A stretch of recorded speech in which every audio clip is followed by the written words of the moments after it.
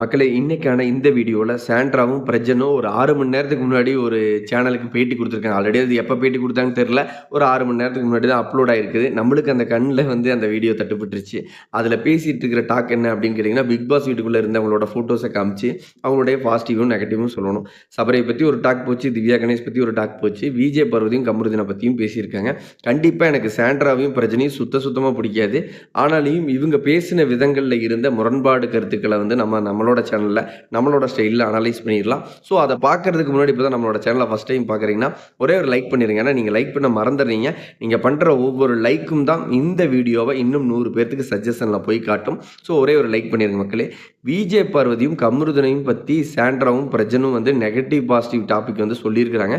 அத கண்டிப்பா தெளிவா நம்மளோட ஸ்டைல்ல பேசிறலாம். அதுக்கு முன்னாடி சபரியோட ஃபோட்டோ காட்டுறாங்க. காட்டுனோனே சபரியை பத்தி என்ன சொல்றாருன்னா, ஒரு சம்பவம் நடந்த உடனே தன்னுடைய எப்படி சொல்றது, நான் தான் டிடிஎஃப் அடிக்க போறேங்கிற அந்த ஒரு ரேங்கிங்ல இருந்து கூட சபரி ஒரு மனிதாபிமான ஒரு செயலை செஞ்சாரு. மனிதாபிமான ஒரு மனிதர் சபரி அப்படின்னு சொன்னாங்க. அதுல நம்மளுக்கு பெரிய முரண்பாடான கருத்துக்கள் இல்ல. ஓகே. அந்த இடத்துல சாண்ட்ரோ அவர்களுக்கு நடந்தது ஒரு உண்மை சம்பவமாவே நம்ம வச்சுக்கலாம். எனக்கு அது இப்பவும் உண்மை சம்பவமாங்கிறது மிகப்பெரிய டவுட்டா இருக்கு. அது பெரிய குழப்பமா இருக்கு. 100%ல ஒரு 99% அப்படிதான் நடந்துதா அப்படிங்கிற ஒரு பெரிய குழப்பம் இருக்கு. காரணம் என்னன்னா, நம்ம விஜே பார்வதியும், கமருதீனையும் மிகவும் நேசிக்கக்கூடிய நபர்கள். அவங்க பண்ணுன தவறுகள நம்ம சுட்டி காமிச்சிருக்கிறோம். அதே சமயம் அவங்க செய்யாத தவறுகளுக்கு கிடைக்கப்பட்ட தண்டனைகளுக்கு நம்ம குரல் கொடுத்துருக்கிறோம். ஸோ விஜே பார்வதியும், கமருதீன் டாபிக் அப்புறம் பேசலாம். சபரி அந்த மாரி சொன்னாங்க. அவங்களோட பாசிட்டிவ் என்ன சொல்றாங்கன்னா, ஒரு ஆபத்து நடக்கும்போது டக்குன்னு இறங்கி வந்தார் சபரி. ஓகே. அவர் அப்படிப்பட்ட ரோலா தான் இருக்க வாய்ப்பு இருக்கு. சபரி ஒரு நல்ல மனிதர் தான் அப்படிங்கிறது பிக் பாஸ் வீட்டுக்குள்ள இருந்தவங்களும், வெளியில இருந்தவங்களும் சொல்றாங்க. ஓகே. சபரியோட நெகட்டிவ் அப்படின்னு சொல்லிட்டு பிரஜன் சொல்றாரு. அவர் ரொம்பவே அந்த ஒரு என்ன சொல்றது, ஒரு பாண்டிங்குள்ளார அண்ணன் தங்கச்சி பாண்டிங் ரொம்பவே எமோஷனலா அந்த ரிலேட்டிவ் சர்க்கிள்குலாம் மாட்டிக்கிறாருன்னு சொன்னாங்க. ஓகே. அதுவும் அக்செப்ட் பண்ணிக்கலாம். Divya Ganesh, the title winner Divya Ganesha பேசும்போது 2 பேரும் பயங்கரமா சிரிச்சுக்கிட்டு, பயங்கரமா சொல்லுங்க, சொல்லுங்க அப்படின்னு சொல்லிட்டு பேசிட்டு இருந்தாங்க. பிரஜனுக்கு திவ்யா கணேஷ் தங்கச்சி. எனக்கு தங்கச்சிப்பா. அதுல எனக்கு எந்த கருத்தும் இல்ல. அவங்க என் சிஸ்டர் தான் அப்படிங்கிற மாரி பிரஜன் சொல்றாரு. இந்த பக்கம் சாண்ட்ரா அவர்கள் என்ன சொல்றாங்கன்னா, திவ்யா கணேஷ் லைஃப்ல இனிமேல் அவங்க கூட எந்த டச்சும் நான் வச்சுக்க கூடாதுன்னு நெனைக்கிறேன். அவங்க பிக் பாஸ் வீட்டுக்குள்ள இருக்கும்போது என்னைய ரொம்பவே கஷ்டப்படுத்தியிருக்கிறாங்க. இனி நான் வெளி உலக வாழ்க்கையிலயும் திவ்யா கணேஷ் கூட நான் ரிலேஷன்ஷிப்ப கன்டின்யூ பண்ணக்கூடாதுன்னு நெனைக்கிறேன். அந்த ரோல பத்தி பேசவே வேண்டாம் அப்படிங்கிற மாரி சொல்றாங்க. முழுக்க முழுக்க அந்த இடத்துல திவ்யா கணேஷ் மேல அவ்வளோ பெரிய தவறுகள் எல்லாம் ஒண்ணுமே இல்லங்க. கிட்டத்தட்ட நடிப்பு அறைக்கு ஸ்கேம்ட்ரா அப்படிங்கிற அந்த பேர ரொம்பவே சந்தோஷமா பிரஜனும், சாண்ட்ராவும் ஏத்துக்கிறாங்க. அதெல்லாம் தெளிவா நம்ம இதில பேசலாம். அதுக்கு முன்னாடி நீங்க நடிச்சு, நீங்க ஒரு கிரியேட்டிவிட்டியா, நீங்க ஒரு கன்டென்ட்டா நீங்க கிரியேட் பண்ண அந்த மொமெண்ட் தான் பிரஜனும், திவ்யா கணேஷும் தவறா இருக்கிற மாரியும், அவங்க மேல இவங்களுக்கு ஒரு சந்தேகம் ஏற்பட்ட மாரியும், கன்டென்ட்டுக்காக, ஒரு ஸ்ட்ராட்டஜிக்காக எனக்கு என்னுடைய ஒப்பீனியன் முழுக்க முழுக்க சாண்ட்ரா ஆடுன கேம் தான். இதில திவ்யாவ பகடக்காயா யூஸ் பண்ணிக்கிட்டாங்க. Prajan R Sandra. இந்த வைல்ட் கார்ட் என்ட்ரிக்கு அப்புறம் இந்த பிக் பாஸ் வீட்டுக்குள்ளார உள்ள போய் எல்லாத்தையும் வலிச்சு கிழிச்சு தூக்கி எறிஞ்சுட்டு, பெனாயில ஊத்தி நல்லா கழுவுன்னு கழுவ போறேன்னு சொல்லிட்டு வைல்ட் கார்ட் என்ட்ரியா உள்ள போறாங்க. திவ்யா கணேஷ் கூட அவ்வளவு ஒரு நுட்பமான விஷமா அப்படின்னு கேட்டிங்கன்னா, உண்மையாவே அப்படி ஒரு ஆளா அப்படிங்கிறது விஜே பார்வதி விஷயத்தில மட்டும் அப்படி அங்கங்க சீண்டி நோண்டி அவங்களோட ஸ்கோர பண்ணிட்டாங்களே ஒழிய, இந்த சாண்ட்ரா பிரஜன் இருக்காங்க பார்த்தீங்களா, இவங்க மேல நான் இப்பவும் சொல்றேன். இவங்க 2 பேருமே பயங்கரமான கேமர். பயங்கர பிளான் பண்ணி, அதாவது அவங்க இண்டஸ்ட்ரியில மீடியா இண்டஸ்ட்ரியில சரியான வாய்ப்புகள் தன்னுடைய கணவனுக்கு கிடைக்கல அப்படின்னு சொல்லிட்டு அவங்க பிக் பாஸ் வீட்டுக்குள்ளார ஹஸ்பண்டுக்காக என்ட்ரி குடுக்குறாங்க. முழுக்க முழுக்க 2 பேருமே நல்லா யோசிச்சு பார்த்தா ஒரு ஏஜ்டு பெர்சன் தான். சொல்லிக்கிற அளவுக்கு ஒரு மதிக்கத்தக்க ஒரு வயது தான் 2 பேத்துக்கு இருக்குது. பிக் பாஸ் வீட்டுக்குள்ள இருந்தவங்களுக்கு ஒரு சிலர் பார்த்தீங்கன்னா, இவங்க எல்லாருமே சின்ன வயசுக்காரங்க தான். இவங்க கிட்டலாம் இவங்க ஆடுன கேம் இருக்கு பாருங்க. பிரஜன் பண்ணுனதெல்லாம் பார்த்தீங்கன்னா, கிட்டத்தட்ட இணையதளங்கள்ல பேப்பர் ரவுடி அப்படிங்கிற அளவுக்கு ஒரு ஸ்டேட்மெண்ட்டே அவருக்கு வந்தது. இத ஸ்கேண்ட்ராக்கு ஸ்கேம்ட்ரா அப்படிங்கிற அளவுக்கு வந்தது. இவங்க 2 பேருமே வைல்ட் கார்ட் என்ட்ரிக்கு அப்புறம் அந்த கேம் முழுக்க முழுக்க அவங்க பண்ணுன விதம். அதாவது அந்த கார் வந்தது. கார் வந்தோனே நம்ம கெமிய கூட்டிட்டு போறாங்க. கூட்டிட்டு போம்போது அழுது கிழுது சிம்பத்தி பண்ணுனதா இருக்கட்டும். ஸ்கேண்ட்ராவ பத்தி பேசணும்னா நெறைய விஷயங்கள் பேசலாம். ஏன்னா, ஒரு சம்பவம் இல்ல மக்களே. ஒவ்வொரு சம்பவமும் அவங்க பயங்கரமா எல்லா இடங்கள்லயும் நான் அவ்வளோ சீக்கிரமெல்லாம் அந்த பிக் பாஸ் வீட்ட விட்டு கிளம்ப மாட்டேன். எல்லார்த்தையும் ஒரு வழி பண்ணிட்டு தான் போவேன் அப்படின்னு சொல்லியிருப்பாங்க. பிக் பாஸ் வந்து முதல் நாள்ல இருந்து கவனிச்ச எல்லாத்துக்குமே தெரியும். அப்படி ஒரு பயங்கர கிரிமினலான ஒரு மென்டாலிட்டி ஸ்டேட்மெண்ட் தான் வந்து சாண்ட்ராவுக்கு இருக்குது. பிரஜன் கூட ஒரு சூப்பரான கேம் ஆடிட்டு வெளியில வந்த மாரி தான் தெரிஞ்சுது. பிரஜன் வந்து ஒரு ரூட் பிஹேவியர் பண்ணுவாரு. என்ன பார்த்துக்கலாமாங்கிற மாரி இதெல்லாம் பண்ணாரு. பட் வெளியில வந்துட்டாரு. அவரு அவ்வளோ பெரிய மைண்ட் கேமரா அப்டின்னா இல்ல. முழுக்க முழுக்க ஸ்கேம்ட்ரா வந்து பயங்கரமான விஷத்தனமான வேலைகள் தான் பிக் பாஸ் வீட்டுக்குள்ள பண்ணுனாங்க. ஒவ்வொருத்தரையும் தேவைப்படும்போது சரியான நேரங்கள்ல யூஸ் பண்ணிக்கிட்டு, அவங்களுக்கு எதிரா எப்படிலாம் குரல் கொடுக்கணுமோ அந்த மாரி வேலைகள பண்ணிக்கிட்டு, அப்படிதான் திவ்யா கணேஷ் கூட கொஞ்ச நாள் டிராவல் ஆகியிருப்பாங்க பார்த்தீங்கன்னா தெரியும். அதே திவ்யா கணேஷ என்ன மாரி கேம் பண்ணா வெளியில நம்ம வந்து தெரிவோங்கிறதுக்காக பிரஜன் கூட வச்சு ஒரு சந்தேக கன்டென்ட்ட கிரியேட் பண்றாங்கன்னா, அவங்களுடைய குணம் எப்படி இருக்குன்னு பாருங்க. ஒரு ரியாலிட்டி ஷோல தன்னுடைய ஹஸ்பண்ட் மேல இப்போ அவர் வந்து பிரஜன் வந்து ஒய்ஃப் மேல ஏதாவது சந்தேகப்பட்டிருந்தாருன்னா, அது எப்படி இருக்குன்னு பாருங்க. ஒரு வார்த்தைகள்ல அடக்கவே முடியாது. அது அவ்வளோ அசிங்கமா இருக்கும். ஆனா இந்த பொண்ணு பிரஜன் தன்னுடைய கணவர் மேல நீங்க எப்படிம்மா இவ்வளோ பெரிய லைஃப்ப டிராவல் பண்ணீங்கன்னு தெரியல. அவரு மேல உங்களுக்கு நம்பிக்கை இல்லையா? நீங்க உங்களோட பாயிண்ட் ஆஃப் வியூல சொல்றேன். திவ்யா வந்து ஒரு சரியில்லாத பொண்ணுப்பா. உங்க ஹஸ்பண்ட் மேல ஆசைப்பட்டுருச்சுன்னே வச்சுக்கலாம். அந்த மாரி ஒரு கன்டென்ட்ட நீங்க கிரியேட் பண்றீங்க. என்ன பொறுத்தளவுக்கு அது நீங்க பிளான் பண்ண ஒரு ஸ்கிரிப்ட், நீங்க அது ஒரு ஸ்ட்ராட்டஜியா ஒரு கேமுக்காக யூஸ் பண்ணிக்கிட்டீங்கன்னு தான் நான் சொல்லுவேன். அப்படி ஒரு சம்பவத்த திவ்யாலாம் பெருசா அங்கலாம் பண்ணல. இவங்கலாம் கிரியேட் பண்றாங்க. எப்படி என் ஹஸ்பண்ட பார்த்து அப்படி சொன்னேன். அப்படியே நான் வந்து பிஞ்சிருன்னு சொன்னேன். அத பண்ணிருன்னு சொன்னேன். இத பண்ணிருன்னு சொன்னேங்கிற மாரிலாம் வந்து ஒரு வார்த்தைகள் விட்டுருப்பாங்க. இப்ப விஜய் பார்வதியா வந்து பேசின விதமா இருக்கட்டும், எல்லாத்துக்கிட்டயுமே பார்த்தீங்கன்னா, என் ஹஸ்பண்ட எல்லாருமே தேடி தேடி வந்து வழியிறாங்க அப்படிங்கிற மாரி ஒரு ஸ்ட்ராட்டஜி கிரியேட் பண்ணாங்க. அதாவது அவங்க 2 பேருமே பேசி வச்சுக்கிட்டு பண்ணாங்களான்னு தெரியல. பிரஜன் வந்து ஒரு ஹீரோ மாரி. அந்த ஹீரோவ பார்த்து எல்லா பெண்களும் அங்க வந்து வழிக்கு விழ தயாரா இருக்கிறாங்க. என்கிட்டலாம் கரெக்ட்டா இருக்கணும். இல்லன்னா அவங்ககிட்டலாம் போயிட்டு என் ஹஸ்பண்ட் கிட்ட ஏதாவது பண்ணிட்டீன்னா, நீ அவ்வளோதான் அப்படிங்கிற மாரி ஒரு மிரட்டுற பிஹேவியரா வந்து எல்லார்த்தையும் வந்து என்ன சொன்னா, பிஞ்சிரும் அப்படிங்கிற வார்த்தைகள்லாம் வந்து விஜய் பார்வதியா எல்லாத்துக்கிட்டயுமே பிரஜன் கிட்ட யாரெல்லாம் வந்து ஒரு ஜஸ்ட் பழகுறாங்களோ, அவங்கள எல்லாமே ஒரு பயங்கர கண்ணோட்டத்துல கவனிச்சுக்கிட்டே இருந்த மாரி தான் வந்து பிக் பாஸ் வீட்டுக்குள்ள போயிருப்பாங்க. அப்படி ஒவ்வொருத்தரையும் அவங்க கிட்ட வச்சுக்காம, பிரஜன் கிட்ட வச்சுக்காம எல்லாருமே விலகி போயிர்றாங்க. திவ்யா கணேஷ் வந்து உண்மையாவே ஒரு அண்ணன், தங்கச்சி ரிலேஷன்ஷிப் தாங்க அங்க பிக் பாஸ் வீட்டுக்குள்ளேயே நடந்தது. அது ஸ்கேம்ட்ரா தான் வந்து ஸ்ட்ராட்டஜிய ஒரு ஸ்கிரிப்ட்டா கிரியேட் பண்ணி, ஒரு சந்தேக கண்ணோட்டத்துல பேசினாரு. அதுக்கு விக்ரம் வந்து அந்த மன்னர் டாஸ்க்ல வந்து பார்த்தீங்கன்னா, இப்டி இப்டின்னு குழு குடுத்து பாருங்க உங்க ஹஸ்பண்ட் என்ன பேசிட்டு இருக்கிறாரு அப்படின்னு வந்து விக்ரம் வந்து ஒரு குழு குடுத்தாரு. அதிலேயே தெரிஞ்சுக்கிச்சு திவ்யா வந்து என் வீட்டுக்காரர்கிட்ட அப்படி பேச அலையிறா அப்படிங்கிற மாரிலாம் அமித் கிட்ட சொல்லிட்டு இருப்பாரு. அத எபிசோட்ல கவனிச்சவங்களுக்கு தெரியும். ஸ்கேம்ட்ரா பண்ணுன வேலைகள் தானே ஒழிய திவ்யா கணேஷ்லாம் வந்து அப்படிலாம் வந்து பிரஜன் மேல வந்து ஒரு லயித்து போய் எல்லாம் அப்படிலாம் உட்காரல. ஏன் இந்த ஸ்கேண்ட்ராவும் பிரஜன் விஷயத்திலயும் ஏன் நம்ம இவ்வளோ தூரம் வெறுமனா பேசுறோம்னா, இந்த பிக் பாஸ் வீட்டுக்குள்ளார வைல்ட் கார்ட் என்ட்ரிக்கு அப்புறம் இவங்க 2 பேருமே வந்து பயங்கர ஒரு கேமரா உள்ள போனாங்க. பயங்கரமா பண்ணுவாங்க அப்படின்னு பார்த்துட்டு இருந்தோம்னா, இவங்க ஃபுல் அண்ட் ஃபுல்லா ஆக்ட்ட போட்டு, போட்டு மத்தவங்கள தவறா காமிச்சுட்டு, காமிச்சுட்டு இவங்க நல்லவங்க அப்படிங்கிற மாரி தான் வந்து கிரியேட் பண்ணிட்டு இருந்தாங்க. இவங்க 2 பேருமே ஒரு உண்மையான கேரக்டர்ஸ் ரொம்பவே நல்ல மனிதர்கள் அப்படின்னு பழகுன எல்லாருமே அதற்கான பலன்கள வந்து அனுபவிச்சிருக்காங்க. நீங்க பார்த்தீங்கன்னா தெரிஞ்சிருக்கும். திவ்யா கணேஷ் வந்து ரொம்பவே சாண்ட்ரா கூட வந்து முழுக்க முழுக்க சப்போர்ட்டிங் ரோலா தான் பிக் பாஸ் வீட்டுக்குள்ள டிராவல் ஆவாங்க.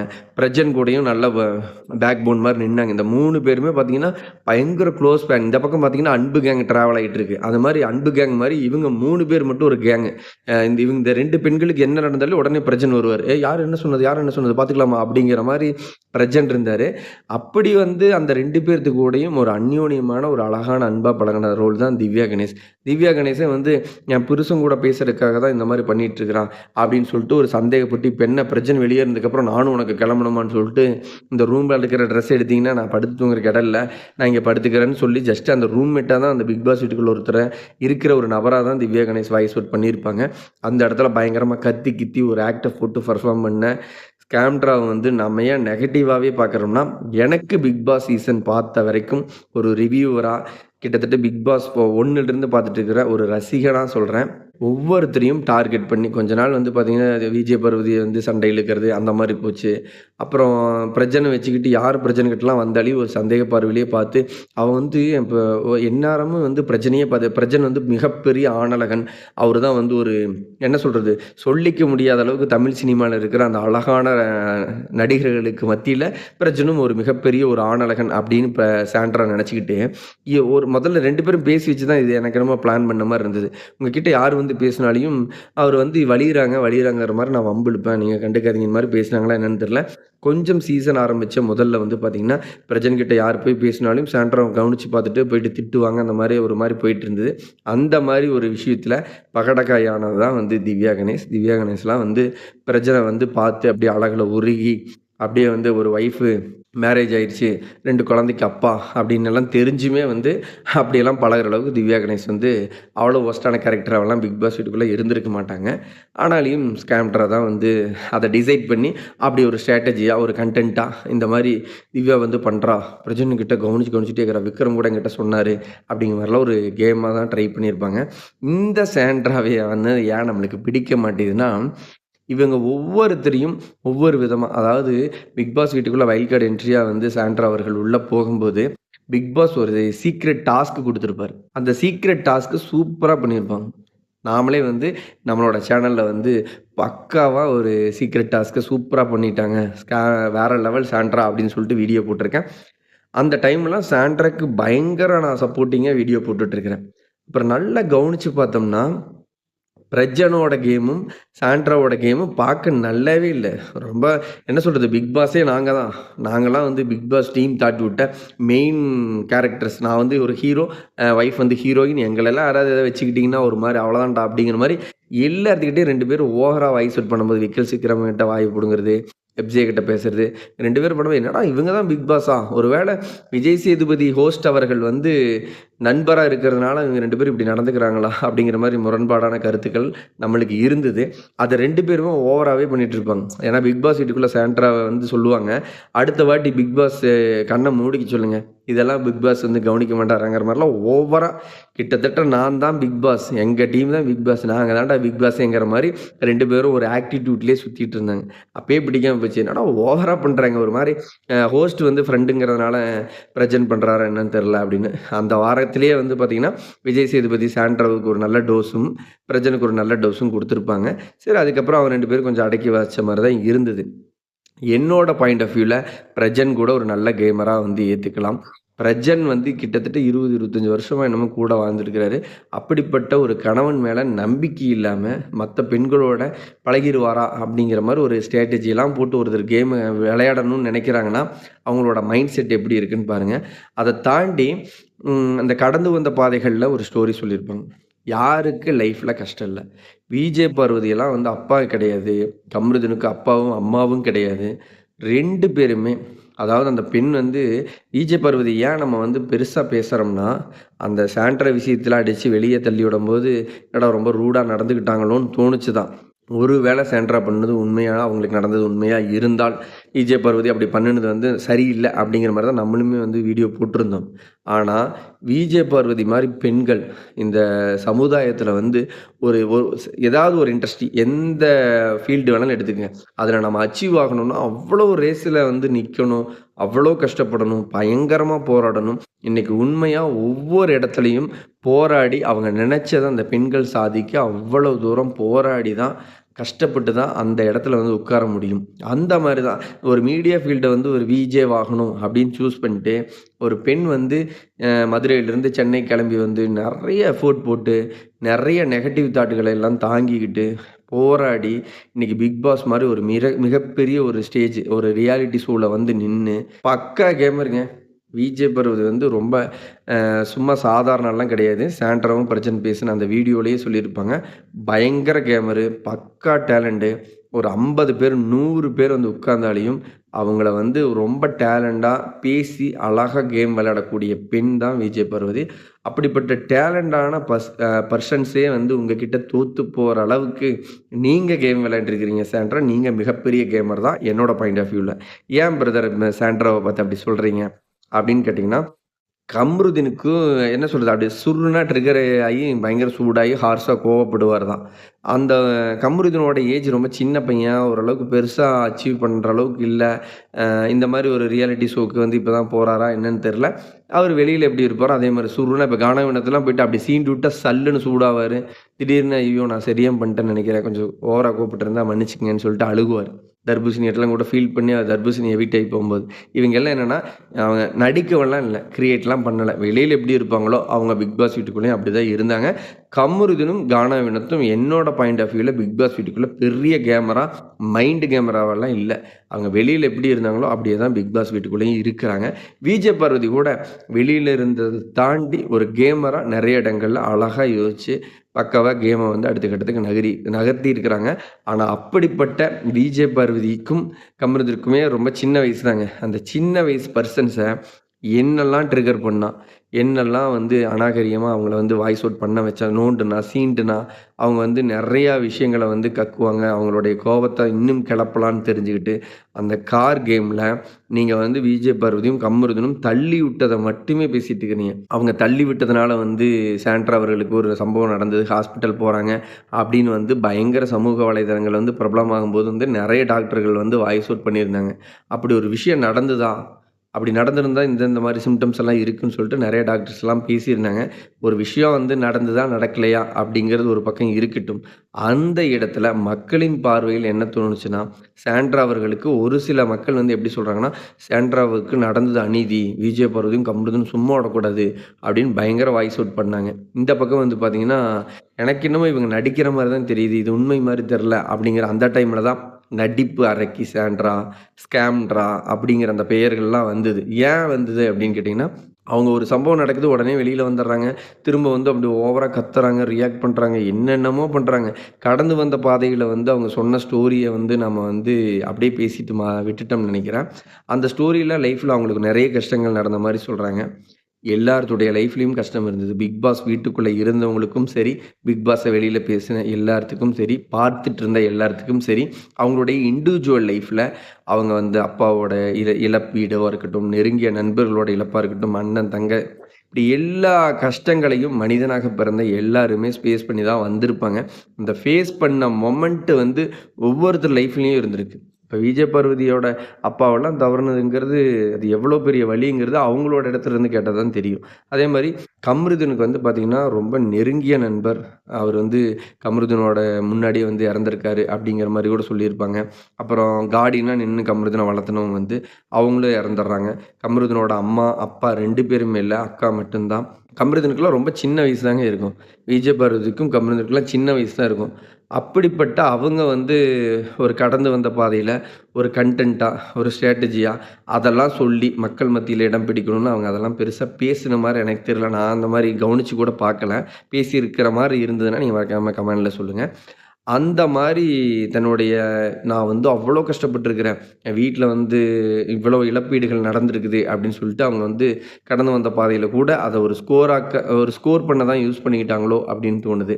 ஏன்னா அந்த இடத்துல கமருதீன் வந்து அவனோட ஏஜ்ல, விஜே பார்வதியோட ஏஜ்லலாம் இவங்க எவ்வளோ ஸ்பேஸ் பண்ணி வந்திருக்கிறாங்க. இவங்களோட ஏஜுக்கு இவங்க எல்லாமே அதை எல்லாமே தாண்டி கடந்து தான் வந்திருக்கிறாங்க.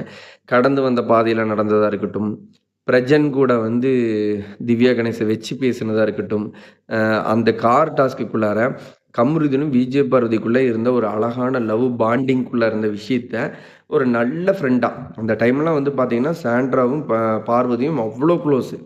அப்படிப்பட்ட நெருங்கிய நண்பர். ஏன்னா, கமருதீனுக்கு வந்து மிகப்பெரிய நண்பர்கள் வட்டம் இருக்குது. விஜய் பார்வதிக்கும் நண்பர்கள் வட்டம், வெளியுலக வாழ்க்கையில் இருக்குது. இவங்க 2 பேருமே என்னோட ஒப்பீனியன்ல நட்ப நேசிக்கக்கூடிய பெர்சன்ஸ்ன்னு தான் நெனைக்கிறேன். அதனால தான் வந்து சாண்ட்ராவுக்கான அந்த நட்ப வந்து ரொம்ப ஆழமா நம்பி, இவங்க கமருதீனுக்கும் விஜய் பார்வதிக்குள்ள நடந்த ஒரு அழகான காதல்ல, ஏதோ ஒரு ஒரு மொமெண்ட்ட வந்து பகிர்ந்திருக்கிறாங்க நம்ம சாண்ட்ரா கூட. சாண்ட்ரா வந்து அந்த கார் டாஸ்க்ல வந்து அத வந்து வெளியில சொல்லிட்டாங்க. அப்ப நான் இவ்வளோ நட்புனா என்ன சொல்றது? உயிரே போனாலும் ஒரு ரகசியத்த வெளியில சொல்லக்கூடாதுல்ல. எப்படி இப்படி சொல்ட்டாங்க அப்படின்னு சொல்லிட்டு அந்த இடத்துல ரொம்ப ஏஜ் கம்மிங்கிறதுனால விஜய் பார்வதியும், கமருதீனுக்கும் வந்து சூடாகி, கோவப்பட்டு ரொம்ப ஒரு மாரி நடந்துக்கிட்டாங்க தான். இவங்களுடைய வயசு அப்படி. உங்களுக்கு பயங்கர வயசு பக்குவம் இருக்குது. எனக்கு தெரிஞ்சு விஜய் பார்வதிய விட, கமருதீன விட பிரஜனுக்கும் சாண்ட்ராவும் ஒரு ஏஜ்டு பெர்சன் தான். மெச்சூரான பெர்சன் தான். இவங்க கிட்டத்தட்ட சீனியர் தான். இவங்க ஜூனியர் தான். இந்த ஜூனியர் சின்ன பசங்க ஏதாவது தப்பு பண்ணாங்கன்னா, ஒரு பெரியத்தனமா அது வந்து என்ன சொல்றது? ஒரு "இப்படி இல்லப்பா" அப்படின்னு சொல்ல வேண்டிய இடத்துல இருக்க வேண்டிய இவங்க, அவங்கள சீண்டி சீண்டி அவங்களுடைய அந்த ஒரு சொல்லிக்க முடியாத அந்த டாபிக்களை எல்லாம் வெளியில பேசி, அதனால வந்து அவங்க வெக்ஸ் ஆயி போயி, அந்த மாரி ஒரு மொமெண்ட்ட கிரியேட் பண்ணி, எல்லா இடத்துலயும் சாண்ட்ரா வந்து நான் வெளியில வந்து பயங்கரமா தெரியணும் அப்படிங்கிறதுக்காக இத பண்ணுனாங்களா? இல்ல எனக்கும் என்னுடைய கணவருக்குமான அந்த மீடியா ஃபேஸ் வந்து எங்களுக்கு அது டவுன் ஆயிருச்சு. நாங்க வந்து இந்த கேம்ல எப்படியாவது கிரியேட் பண்ணுனா தான் எங்களுக்கு ஃபியூச்சர் அப்படின்னு நெனச்சு பண்ணுனாங்களா என்னன்னு தெர்ல. முழுக்க முழுக்க பிக் பாஸ் வீட்டுக்குள்ளார பிரஜன் கூட பாதியில போயிட்டாருங்க. அவரு நல்ல கிடைச்ச ரோல்கள் எல்லாமே பக்காவா பண்ணாரு. ஒரு டேலண்டா நடிப்புல காமிச்சாரு. அத தாண்டி வந்து ரொம்ப கிரிமினல் மைண்டா யோசிச்சாரா அப்படின்னு கேட்டீங்கன்னா, உண்மையா அவ்ளோ பெரிய கிரிமினல் மைண்டா வந்து பிரஜன் யோசிச்ச மாரி தெர்ல. பட் சாண்ட்ராவ வந்து வாட்ச் பண்ணிட்டு இருந்த எல்லாத்துக்குமே தெரியும். அவங்க பிக் பாஸ் வீட்டுக்குள்ளார அமித் கிட்ட போயிட்டு அன்பா பேசுவாங்க. கடைசியில வந்து அமித்தையே தப்பா சொல்லுவாங்க. ரம்யா ஜோ கிட்ட வந்து ஒரு அந்யோன்யமான அன்பு மாரி பழகியிருப்பாங்க. கடைசியில ரம்யாலாம் ஒரு விஷப்பாம்பு அப்படின்னு விஜய் பார்வதி கிட்ட சொல்லியிருப்பாங்க. விஜய் பார்வதி கிட்ட நல்ல மாரி பழகுவாங்க. கடைசியில அவங்களையும் நெகட்டிவா சொன்னாங்க. திவ்யா கணேஷ் கிட்ட க்ளோஸா இருக்கிற மாரி இருந்தாங்க. திவ்யா கணேஷையும் வந்து ஒரு மாரி நெகட்டிவா சொன்னாங்க.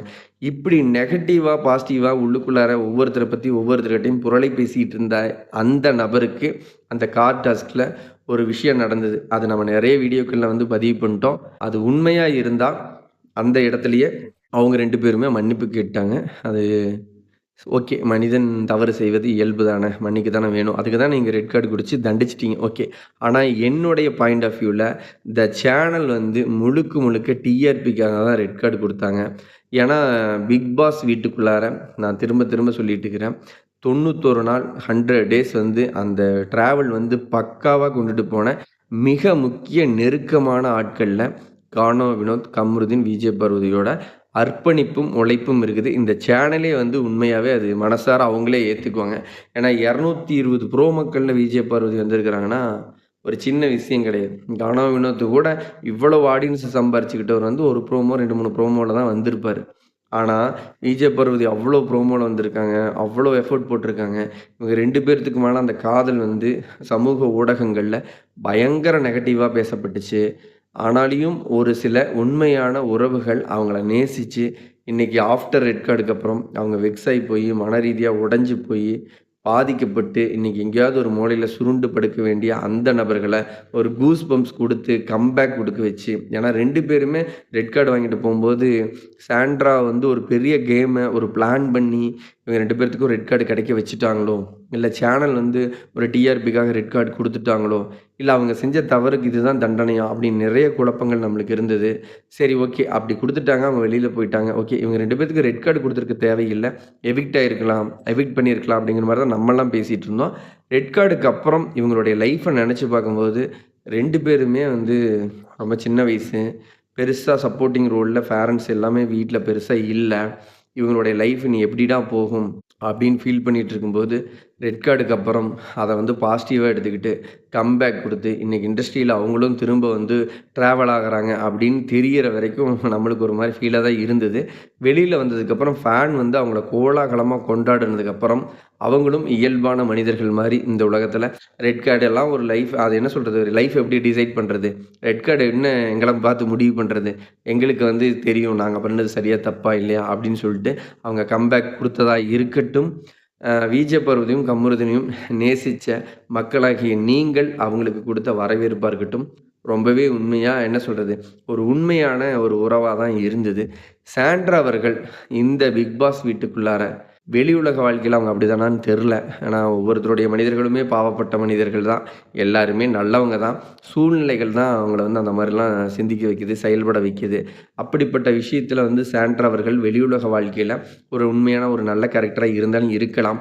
ஆனா, அந்த பிக் பாஸ் வீட்டுக்குள்ளார அவங்க ஆடுன ஒவ்வொரு மொமெண்ட்டும், அவங்க பேசுனது, பழகுனது, ஒவ்வொரு நபர்கள் எல்லாத்துக்கிட்டயும் வந்து எனக்கு நெகட்டிவா தான் தெரிஞ்சது. அந்த நெகட்டிவ் ஸ்கோர் தான் வந்து இன்னைக்கு சாண்ட்ரா அவர்கள வந்து வெளியில இவ்வளோ தூரம் பேச வச்சிருக்குது. அப்படின்னு சொல்லிட்டு பிரஜனும், சாண்ட்ராவுமே அத சந்தோஷமா ஏத்துக்கிறாங்க. அந்த ஸ்கேம்ட்ரா புரொடக்ஷன் சொல்லிட்டு கூட ஒண்ணு ஆரம்பிக்கிறேன் அப்படின்னு சொல்லியிருந்தாங்க. பாசிட்டிவா எடுத்துக்கிட்டாங்க. என்னன்னா, கேரியர்ல வந்து அந்த இண்டஸ்ட்ரியில வந்து அவங்க ரொம்ப தோய்வடைந்த நிலையில தான் இருந்திருக்கிறாங்க. இன்னைக்கு 2 பேர்த்துக்குமே நிக்கிறதுக்கு கூட நேரம் இல்ல. அவ்வளோ ஃபங்ஷன்ஸ் வருது. அவ்வளோ ஆட் வருது. மீடியால நெறைய ஃபிலிம்லாம் வந்து பிரஜனுக்கு கிடைச்சிருக்குன்னு சொல்றாங்க. சாண்ட்ரா அவர்கள் திரும்ப நடிக்கிறதுக்கான வாய்ப்புகள் கிடைச்சிருக்குன்னு சொல்றாங்க. இத யூஸ் பண்ணிக்கத்தான் இந்த பிக் பாஸ் வீட்டுக்குள்ளார நெறைய பேர்த்தோட என்ன சொல்றது? பயங்கரமா விளையாண்டாங்களாம். இப்ப திவ்யா கணேச தப்பா காமிச்சதா இருக்கட்டும், விஜய் பர்வதியும், கமருதீனையும் தப்பா சொன்னதா இருக்கட்டும், ரம்யா ஜோவ தப்பா சொன்னதா இருக்கட்டும். இப்ப வெளியில வந்து அவங்க குடுத்த இன்டர்வியூல எல்லாத்தையுமே சூப்பரா பாசிட்டிவா தான் பேசுறாங்க. பட் பிக் பாஸ் வீட்டுக்குள்ளார ஒரு கேம்க்காக ஒரு எல்லை கடந்து எல்லாத்தையும் தப்பா காமிச்சுட்டாங்களோ! அப்படின்னு எனக்கு தோணுது. என்னுடைய தனிப்பட்ட கருத்து. பிரச்சனை ஓகே பெட்டர்.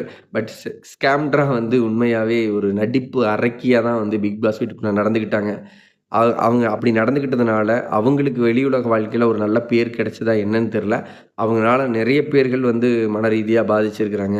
உள்ளுக்குள்ள அவங்கனால வந்து நெறையா அஃபெண்ட் ஆயிருக்கிறாங்க அப்படின்னு நான் நெனைக்கிறேன். ஸோ இந்த வீடியோ பார்க்குற நீங்க, பிக் பாஸ் வீட்டுக்குள்ளார சாண்ட்ரா பிரஜன் பண்ணுன கேமா இருக்கட்டும், விஜய் பர்வதியும், கமருதீனும், கானா வினோத், திவ்யா கணேஷ் இவங்கலாம் ஆடுன அந்த கேம்லாம் எப்படிப்பட்டது?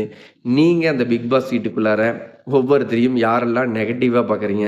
யாரையெல்லாம் பாசிட்டிவா பார்க்குறீங்க? அப்படிங்கிறத மறக்காம வீடியோக்கு ஒரு லைக் பண்ணிட்டு கமெண்ட்ல சொல்லுங்க. நான் உங்களுக்கு ரிப்ளை பண்றேன். அடுத்த ஒரு வீடியோல சந்திக்கலாம். பாய் மக்களே!